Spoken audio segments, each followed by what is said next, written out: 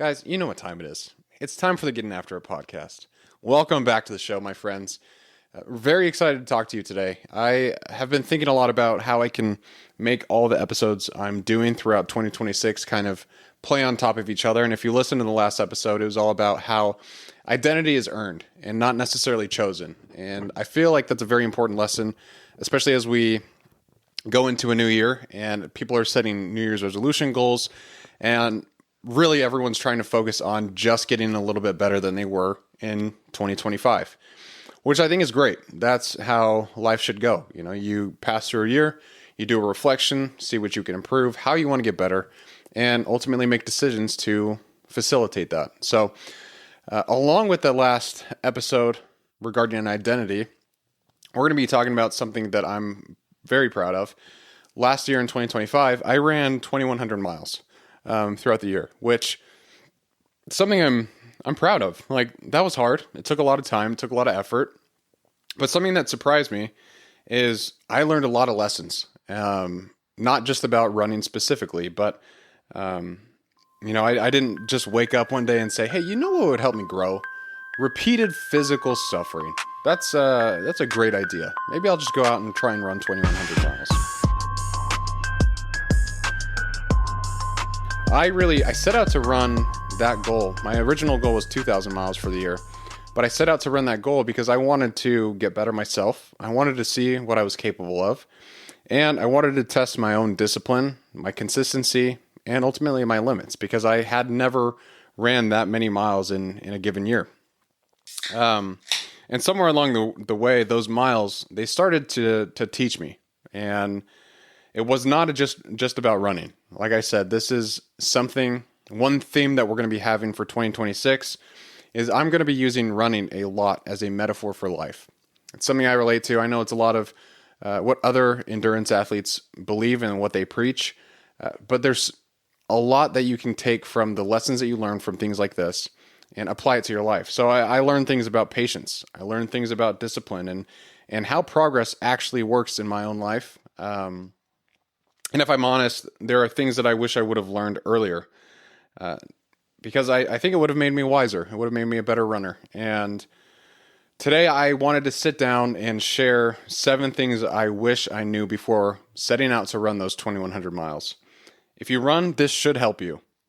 But if you don't, this still applies in many ways because this, like I said, is not just about running. I would say it's about becoming someone who you can trust, someone where you say you're going to commit to something and you're going to do all you can to make it happen, and you believe that. As a lot of my old experience with setting goals and trying to accomplish great things is I never really trusted myself a lot of the times because I would set out these pretty drastic goals for myself and didn't have a game plan on how I was going to go after it and make it happen. And a lot of the times I fell out of those habits and I lost that trust in myself. Not significantly, because here I am talking about it. But I mean, it gets cloudy. When you lose that trust in yourself, when you forget who you're trying to become, it makes growth challenging. When you want to set new goals and you want to accomplish new things, you question whether or not it's something you can even handle. So I hope these 7 tips help in some kind of way, whether it be your running career or if it's just other things in life. You want to be a better husband, you want to be a better wife, or you want to be better at work, you want to be more efficient there, you want to start a business. I hope all these things help you. So let's kick it off. Number 1 is motivation is useless without structure. I used to believe that motivation was the engine that was going to push me across the finish line. I thought that without motivation, I could not go out and accomplish these things, right? I mean, you hear people all the time like, let's get motivated, let's go push ourselves. But what does that really mean? Like, how do you stay motivated in times where you don't want to do the thing? And I used to believe also that if I was inspired enough, if I was disciplined enough and fired up, everything would kind of take care of itself. And sometimes, yes, motivation did show up. But usually at like the worst possible time. It's like when I'm scrolling and it's 9:47 p.m. and I see a video of David Goggins out running, and he's like, "You better get out there and run. You're not running, I am." And I'm like, "Oh man, I should probably go and run." But it's 9:47 p.m., so I'm just going to go to bed instead. But I've learned through my own experiences that motivation is more of a emotional response. And for me, structure helps eliminate some of that decision fatigue and ultimately your choices. Motivation comes and goes, but structure is always there, whether you feel like it or not. And there got to a point where, I had this lofty goal of running 2,000 miles for the year. And I stopped asking myself, do I feel like running today? And the question then became, when am I going to run today? What's my day look like? Where can I fit it in? Once I did that, everything changed. And again, the same applies to life. Like, when do you train? When do you think? When do you rest? When do you work? Structure removes that negotiation. And negotiation is where most people lose, on their goals especially. Like, I'm going to do an episode in February where I kind of double down on New Year's resolutions. If you guys are out there setting goals for the new year, I want to help provide you tips to stick to them. Because there's going to be times when it gets hard. January is a great month because motivation is high. Everyone wants the new year, new me.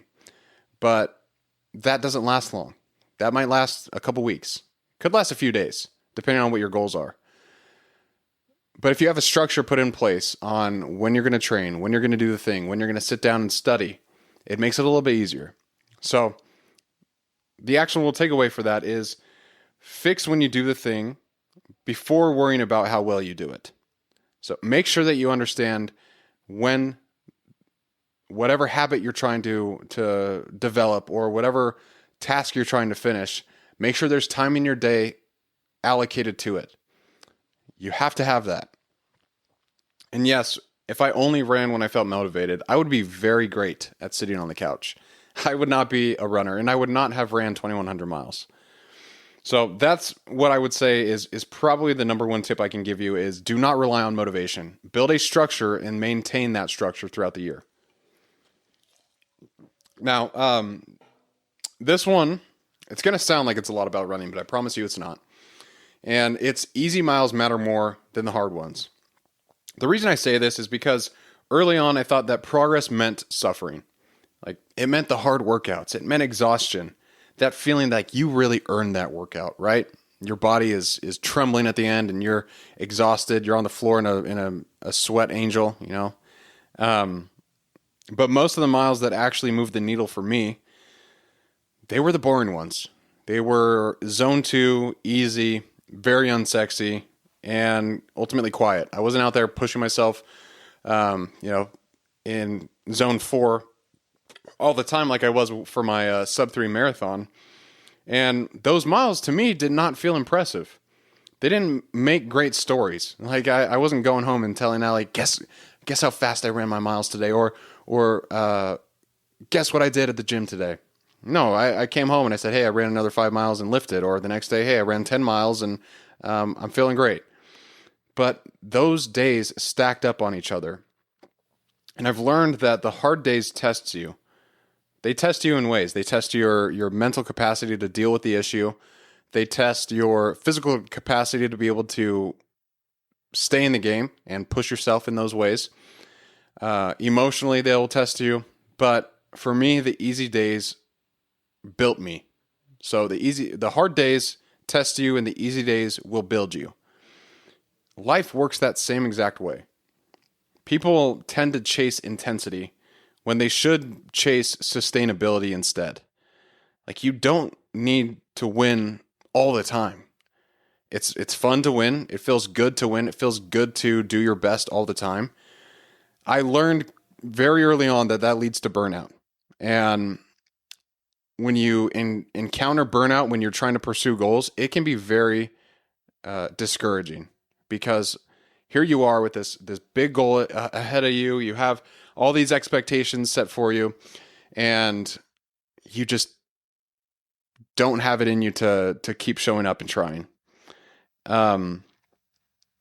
It's a thing that happens a lot when you're trying to maintain your own pride, when you want to not let the ego kind of take control. You have to rein that in. It's bad to let the ego control your brain. Like you can't let that happen. It's going to lead to rash decisions. It's going to lead to burnout. It's going to lead to you questioning whether or not you can even do the thing. So I would say to stop trying to prove something every day. Instead, start trying to repeat something every day. There's a big distinguishing factor there. Like if you're trying to prove something every day, you really are pushing your limits, which is great. And I think that's good to kind of throw in the mix every now and then. But if you're really trying to grow, then you need to repeat the same actions over and over and over again. Those 2,100 miles, a lot of them, like I said, were unsexy. They were zone 2, easy miles. But without them, I would not have been able to obtain that goal of 2,100. So something to think about there. But I'm a believer that consistency beats intensity, especially when no one's watching. When there's no one cheering you on, you're able to have a little bit more sustainable actions because you're more consistent, because you're not trying to overdo it every single day. You're just trying to repeat the same cycle. Tip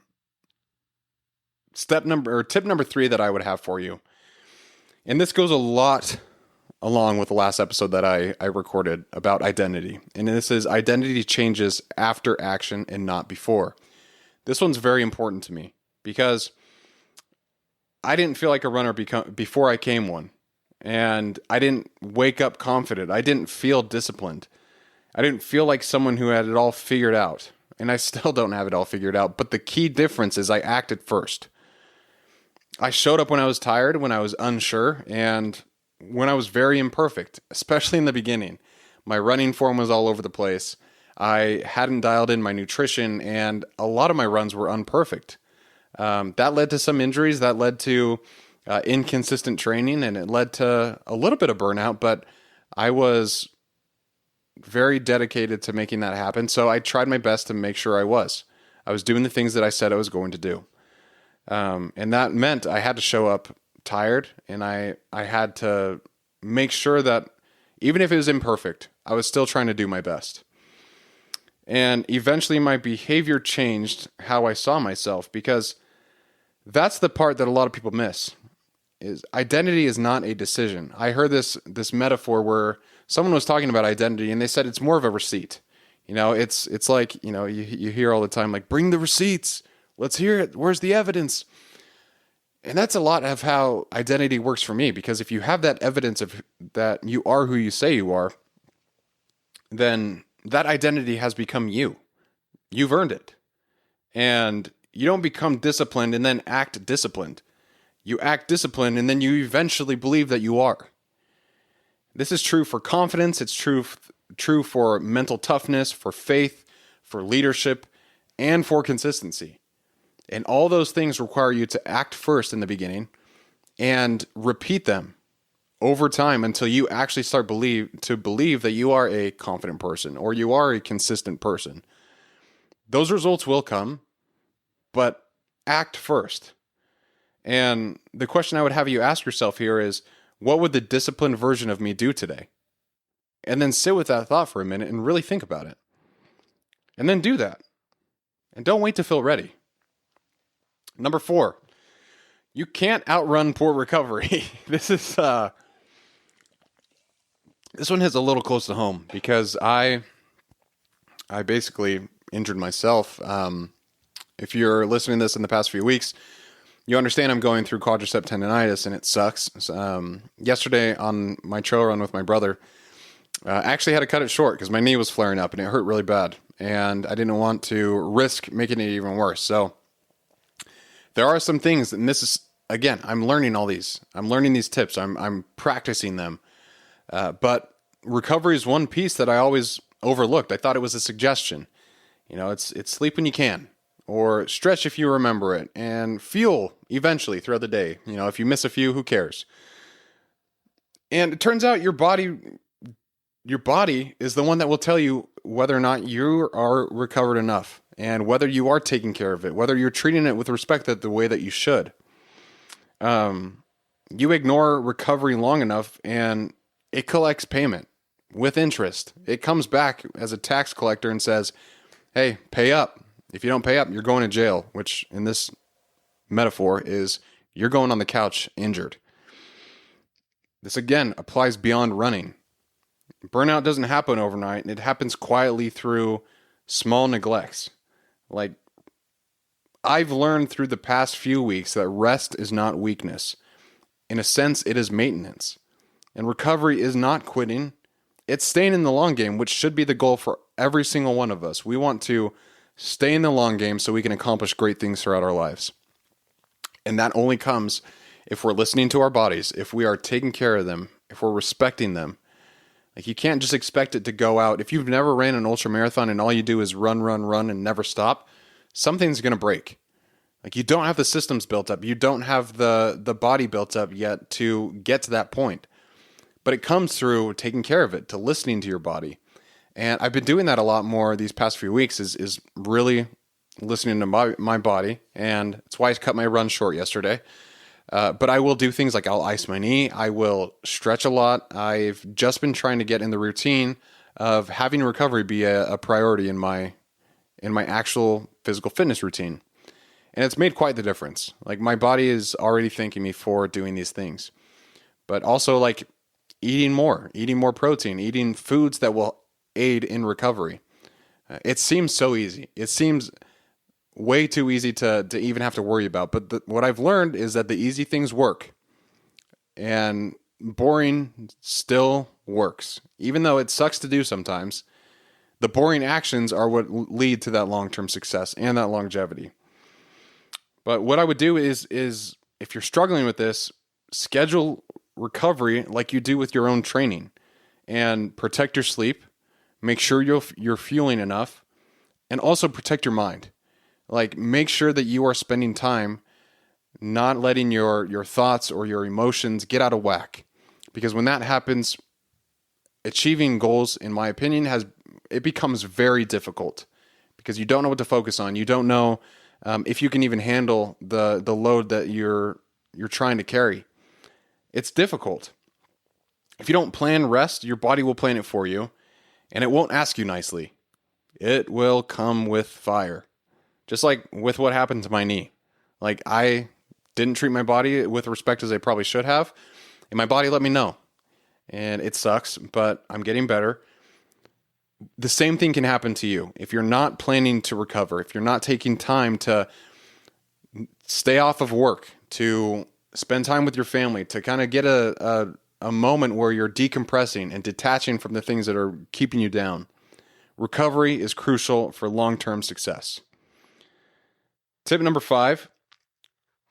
This is a hard one for me, but progress is mostly invisible. At least that's been my own experience. Because most days do not feel special. There's usually no breakthroughs. There's no real dramatic moments. It's just you showing up again and again. And then one day, something clicked in me where, my pace started feeling a little bit easier. The distance that I was pushing felt normal. And progress didn't announce itself in some dramatic way. It revealed itself to me. And it didn't happen overnight. It took weeks and months. But I know that's frustrating for people who want feedback now. The thing is that growth compounds quietly. Feeling stuck does not mean that you're not growing. It often means growth is happening below the surface and you just can't see it. That happens a lot when people want to lose weight, is they expect it to happen very quickly, and it can be a long, frustrating journey. But it's not until months later that they see those results. That's kind of how running works. That's kind of how life works. It's how your job works. A lot of the times you just feel like you're going through the motions. You might be trying to do your best, but it might feel like you're going through the motions. And it's not until you take a step back and recognize that, oh man, I have grown. I've gotten a lot better at writing, or I've gotten a lot better at sales, or spending time with my family, opening up and connecting with my spouse. It's through the small, consistent actions. What I would tell you to do is measure trends and not days. Like if you see yourself doing well some weeks, take note of that. If you see yourself not really, making progress for a few months, just recognize and see if you are doing the actions that you need to do each and every day. Stay patient when nothing is happening, when nothing exciting is happening, which is hard to do. That's why I said I struggle with this one a lot, because I am someone who wants things fast. I want those results very quickly. And I shouldn't expect that of myself, because that's not how progress works. It hasn't for me, and I don't think anyone else would say that that's how it actually works. You don't become an overnight success overnight. You become an overnight success through showing up when you don't want to and being so consistent that no one can deny that you are who you say you are. That's usually when it's working, is the quiet days. Tip number 6 that I have is discipline without flexibility becomes stubbornness. And there's a difference between being disciplined and being rigid. I've learned that toughness without awareness can break people. It's broken me a few times. Like, I have pushed myself because I wanted to stick to some stupid plan I had, or I wanted to, make sure I did some habit every single day for a certain amount of time, that it became overwhelming. And that's when I started questioning myself, like, oh man, am I actually able to do this? I'm pushing myself very hard, but it seems like it's not moving the needle. And that can be so, like I said, discouraging. Sometimes the most disciplined thing you can do is adjust. Like sometimes you need to back off. You need to adapt. You need to train another day. And I've learned that wisdom is knowing when to push and when to pause. Those two things are very important, because you can't be so rigid where, let's take the example that you are, you're traveling for business, you're traveling for work, whatever it is. But you're someone who goes to the gym and works out first thing in the morning, let's say at 6 a.m. And the next day, you're in Chicago, whatever. And your boss says, hey, we have a meeting at 6 a.m. I need you to be there. And you're pissed off because all of a sudden your training is interrupted, and then you feel like you've lost the entire day. And then you're going through the day pouting because you missed your workout and your boss is having you here, when in reality, you can adjust. You can still be that same disciplined person, but it might have to be after all your meetings. You might just have to adapt a little bit. You might have to move things around and fit it into your schedule in some way. Ask yourself, am I being disciplined or am I being stubborn? Stubborn. Because one of those builds longevity and the other builds injury, both physical and emotional. So I don't want you to burn out. And if you're too rigid, in my experience, that has led to burnout many times. So learn from my mistakes so you don't have to. Do not be so rigid that you can't adapt when things don't go your way. Because life throws curveballs all the time, and you have to adapt when it happens. The last thing I'm going to tell you, tip number 7, is you're never done becoming someone. I used to think that one milestone would change everything for me. That would look like one race, a certain number I was trying to achieve, a certain finish line. The truth is, it never did. A great example is when I ran my sub-3 marathon and I qualified for Boston. I thought once that happened, I was going to be known. It's so stupid. I thought I would be known, in the running community, and I thought I was achieving greatness, and that I didn't really have to work that hard anymore. But the truth is, I had to work harder because now I had something else to live up to. I was now a sub-3 marathoner, and I wanted to really make sure that I was able to continue pushing myself to become someone great. The cheers, the applause, all that, it wasn't there. That one milestone that I hit, sub-3, it did not change everything. It just changed a little bit of myself to recognize that there's a lot more work to do. Growth does not end. It never does. It only evolves. There's no arrival point when you finally become enough, or there's no finish line that you cross where all of a sudden you're done achieving, and all of a sudden you've accomplished everything in that arena. We'll take running, for example. I've learned that there's only alignment. showing up in ways that match who you are becoming. For me, this has become important for me to recognize, and it's really trying to fall in love with the process. Letting your goals guide you but not define you. You hear that all the time, like fall in love with the process, not the results. And I think the reason being is because if you fall in love with the results, that's what you're looking forward to every time. And I've learned in my own journey that results come at varied times. Like, they're not all given to you. Sometimes you have to work hard for one, and you get to that point and you can set the standards higher and then work towards that. It's not going to end. Getting after it, the whole podcast, the whole mantra, the whole community, it's about growing throughout life. And it's why I'm talking about running. Because one, I'm not the best runner in the world. Two, I don't know if I ever will be. And three, I will try to become that. And that's through consistent work. It's through action. It's through showing up on those days where it is hard to do so. I don't know if I'll become the best. Most likely not. Realistically not. But the thing is I'm never going to stop achieving the best for myself. The best in the world? Probably not me. The best for Brett? I will achieve. And it's only because I set the bar higher for myself once I hit those milestones. Like, I have not gotten to a point to where I feel like, I've finally become enough to stop working towards goals. That is arrogant, and I don't believe that that's how growth and how progression really works. It is slow, and it is a lifelong process. It's what I say all the time in this podcast, is that getting after it is a lifelong endeavor. And it truly is for this reason, because you're never going to arrive to a point to where it is enough and to where you can stop. If you're serious about growth, if you're serious about achievement, then that's something you must embody. You must fall in love with the process.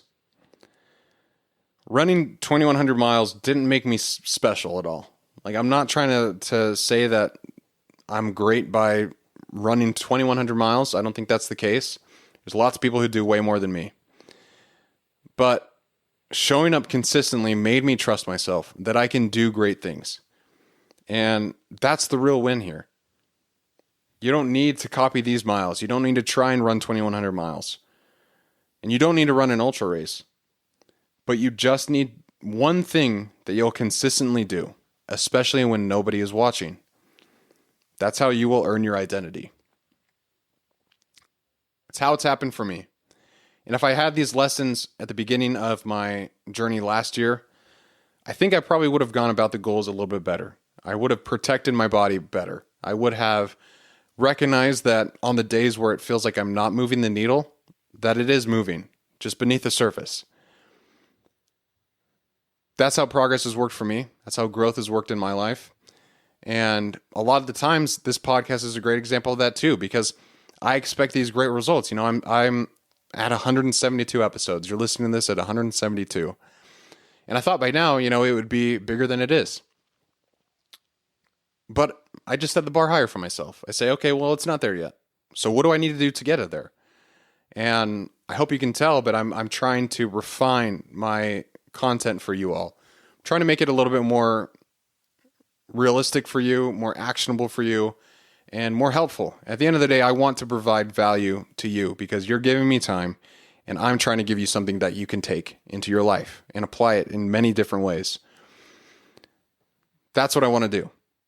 And that's what I'm going to aim to do, is I'm just going to continue to refine this over time. I'm going to try and make the podcast grow because I want to reach more people. I want to help more people. And that's what the community is for. But really spend time thinking about these tips that I gave you and how you can incorporate them into your life. Even if it's just a small one today. Even if it's just, hey, let's not wait for motivation. Let's just go do the thing. I don't think I'm 100% prepared. Here's a spoiler. You never really will be. But I'm going to go out and do it anyway. And if I can help you with that, I will consider this a success. I will be happy with that. And I really appreciate you all for listening, for giving me your time. That means so much because I know there's a lot out there that you could listen to and watch that might be more entertaining or might be interesting, but it means a lot that you are taking time to learn with me. So if it helped at all, please rate the show. That helps getting after it grow. And always love interacting with you all. So if you want to comment on any of my posts on Instagram, on TikTok, or on YouTube, that would be awesome, because I love interacting with the community. And let me know how you'll take some of these tips and apply them to your life, especially if it's not running. That's what I want to hear is this helpful to people who are not runners? Because I believe it is, but I could be wrong. I've been wrong about a lot of things. So I appreciate you guys for listening. And as always, my friends, keep getting after it.